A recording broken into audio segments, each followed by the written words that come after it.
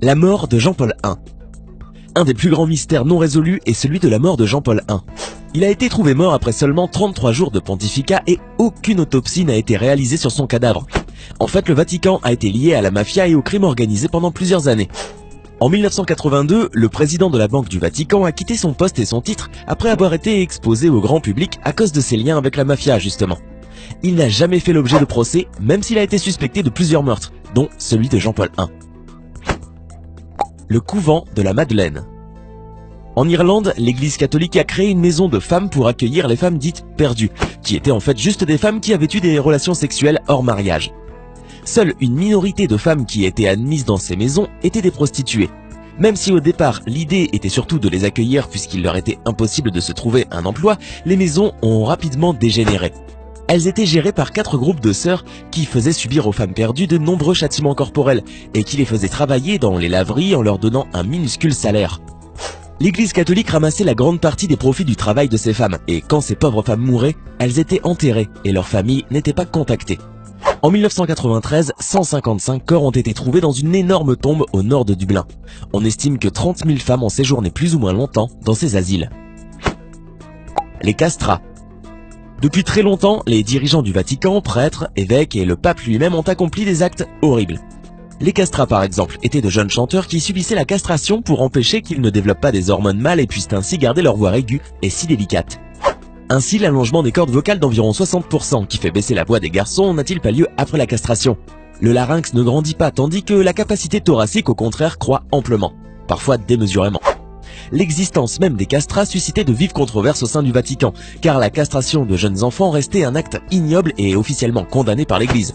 Mais les castrats avaient une voix extraordinaire et puisque les femmes n'avaient pas le droit de chanter lors des messes, la demande du public et des fidèles de l'Église fut telle que l'on mit en place des structures officielles pour former ces enfants, les conservatoires.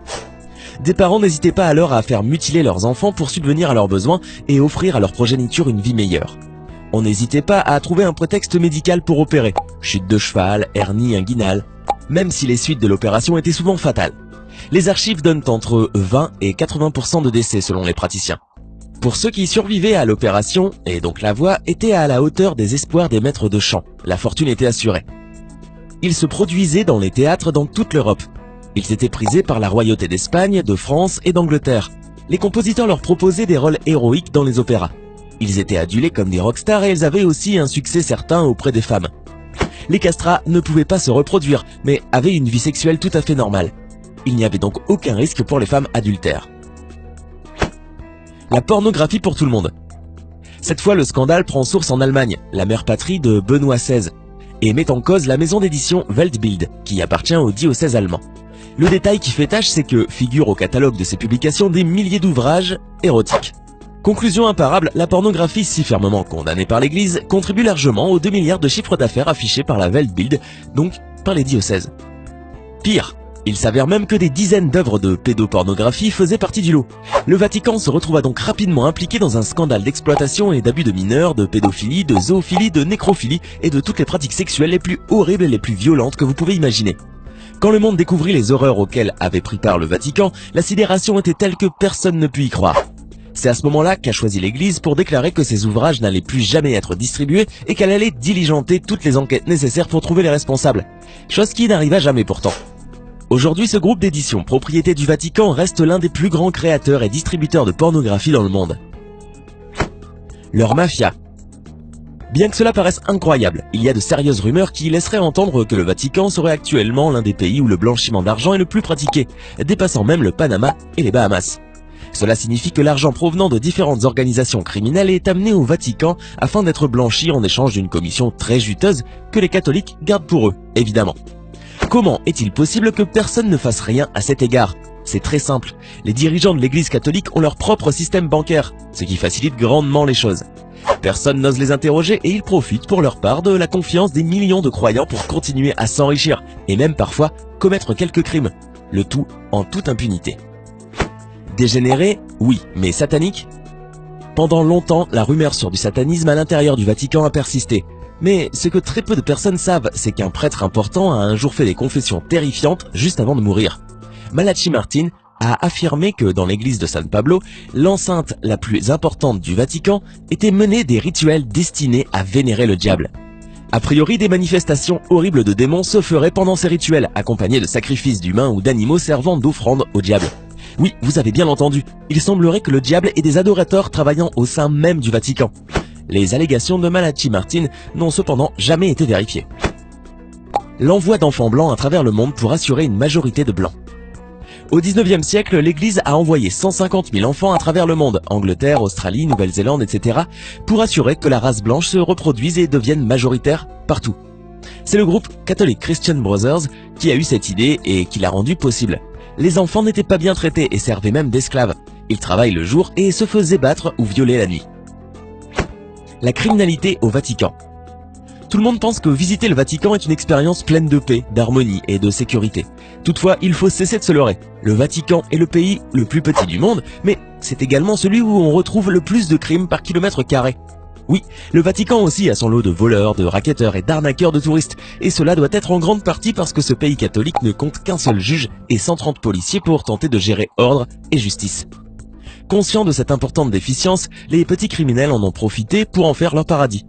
La criminalité dans la cité du Vatican est générée en conformité avec l'article 22 des accords du Latran entre le Saint-Siège et l'Italie, par lequel le gouvernement italien, lorsqu'il est recueilli par le Saint-Siège, engage les poursuites et la détention des suspects, aux frais du Vatican. Le Vatican n'a pas de système pénitentiaire. Les personnes reconnues coupables de crimes commis au Vatican accomplissent leur peine dans les prisons italiennes, les coups étant couverts par le Vatican.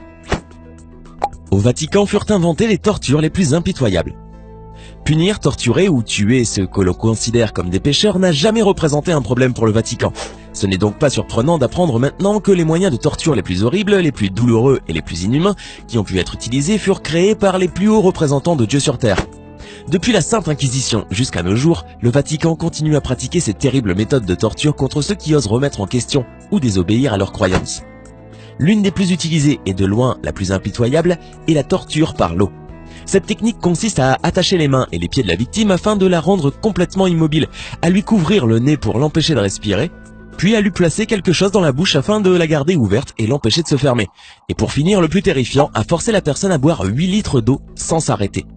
La sensation de noyade est tellement horrible que les victimes implorent d'être achevées. Si ces pauvres victimes avaient été exaucées, elles auraient échappé au supplice de mourir lentement d'une déchirure de l'estomac. La ville du sexe silencieux. Après de nombreuses années, l'une des terribles vérités qui se cachent dans le Vatican a fini par éclater. Malheureusement pour lui, la pédophilie n'était plus un secret. Des prêtres qui violent des enfants, c'est l'un des actes les plus répréhensibles et inhumains qui puissent exister. Le plus affligeant est que ces actes déplorables sont commis par les plus grands représentants de la foi dans le monde. Au Vatican, de nombreux prêtres n'ont pas de scrupules, et leur malfaisance est telle qu'ils semblent amener l'enfer sur terre. Pourquoi se gêneraient-ils? Puisque lorsqu'ils sont mis à jour, au lieu d'être dénoncés, expulsés et punis par la loi des humains, ils sont simplement transférés d'une paroisse à une autre. Ce qui est le plus malheureux dans tout ça, c'est que peu importe qu'ils continuent à commettre leurs crimes horribles et abjects envers d'autres enfants innocents. Un pape ne peut jamais aller en prison. Le souverain pontife jouit d'une immunité diplomatique, c'est-à-dire qu'il ne peut pas être traduit devant les tribunaux. En effet, plus de 170 pays le reconnaissent comme ayant la plus haute immunité diplomatique. Le pape ne peut donc être jugé devant aucun tribunal au monde. Même s'il commet un quelconque crime, jamais il ne mettra les pieds dans un tribunal ou même dans une prison. La figure du pape est tellement intouchable qu'il ne peut être arrêté ni même contrôlé. Il ne pourra pas non plus jamais être mis en examen pour répondre de ses actes. Ses privilèges sont tellement importants qu'il pourrait commettre n'importe quel crime sans jamais être inquiété. Certains trouvent même qu'il est totalement aberrant que celui-ci se fait appeler le plus grand représentant de Dieu sur Terre et qui finalement n'est qu'un être tout ce qu'il y a de plus humain, puisse posséder autant de pouvoir. Qu'en pensez-vous? Le vol de bébés en Espagne. Francisco Franco, homme d'État, général et dictateur, a décidé de faire de l'Espagne un endroit meilleur en volant des bébés non désirés. L'Église catholique était un grand supporter de Franco et aidait à contrôler les écoles, les maisons et les hôpitaux pour que Franco puisse facilement mettre en place son plan. Au total, il aurait volé 300 000 bébés aux parents pour les offrir en adoption illégale. Quand Franco est mort en 1975, l'Église a continué cette pratique et le vol de bébés a vu fin en 1987 seulement. Ainsi, selon les statistiques, ceux qui ont été adoptés en Espagne entre 1960 et 1989 ont 15% de chance d'être un bébé volé. Alors, qui est le diable maintenant, hein? Lequel de ces secrets sur le Vatican et l'Église catholique vous a le plus surpris?